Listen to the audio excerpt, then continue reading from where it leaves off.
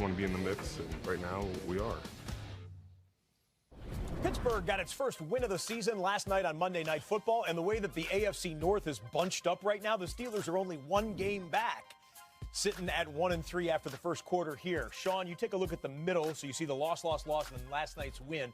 Take a look at the middle of the schedule here. Is there a possibility of a Pittsburgh run? Yeah, I think there is, especially when you look at how well their defense has been playing. I mean, look, both the Seattle and 49ers game were close games. I think this is a tough straw right here. The Baltimore Ravens fuming mad after that loss to the Cleveland Browns. Their defense, I think, is going to be hyped up. So I think the Steelers end up getting a loss right there. I don't think they have enough offensive firepower to keep up with Lamar Jackson. But now you go on the road against the Chargers.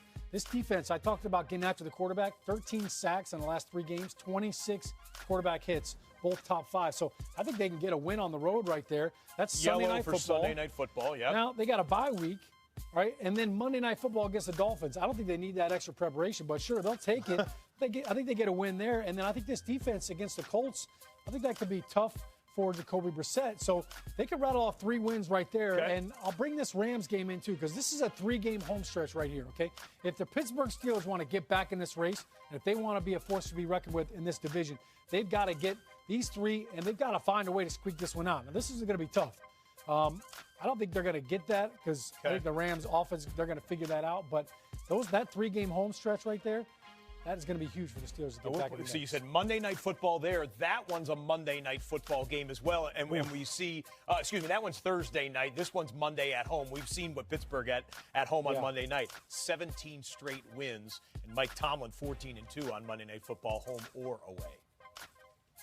Brutal start to the season. Still just 1 game back in the AFC North, those Pittsburgh Steelers. Trailing the Browns and Ravens, the former of which has the divisional tiebreaker at the moment, coming off their head-to-head win over Baltimore. Easily their best game of the season so far. D-Hall, how do they keep it up?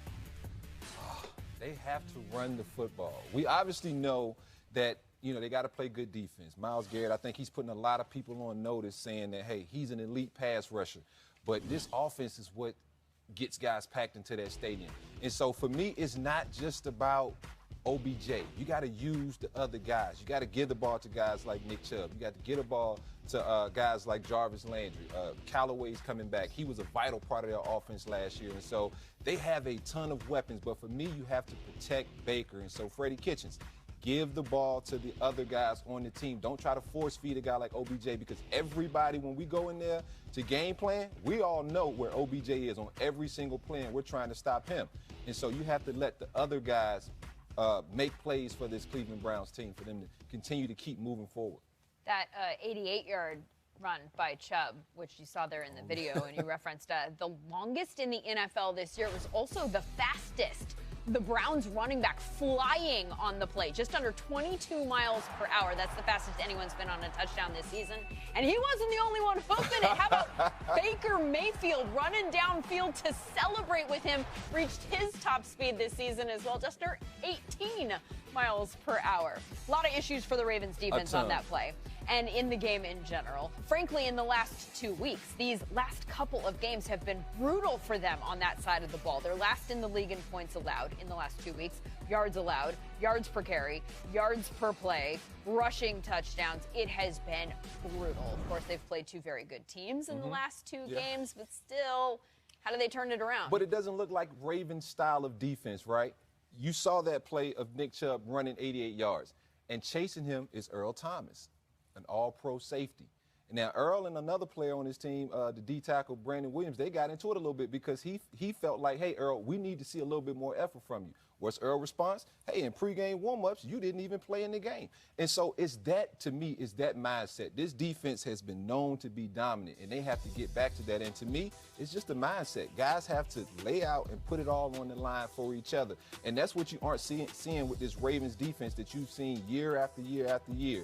And you can't let a guy like C.J. Mosley out of that building, Zadarius Smith out of that building, and think you're going to be a better defense. Even Eric Weddle, he was the glue to that team. And so I love Earl, and I think he's a dynamic player, but the guy has a point. You got to sell out. Everybody on this football team, for us to be what we need to be defensively, we all got to sell out and make every single play. And that was just one example that, to me, is not about the scheme. Can these guys do it? I know they can do it. They just need to go out there and execute. And in the meantime, it's a totally different ballgame for Lamar Jackson when your defense is giving up that many points. No Ravens on the list of FedEx Air and Ground nominees this week, but there are a couple of Browns players, including Baker Mayfield, who joins Jameis Winston and Phillip Rivers as the quarterback nominees.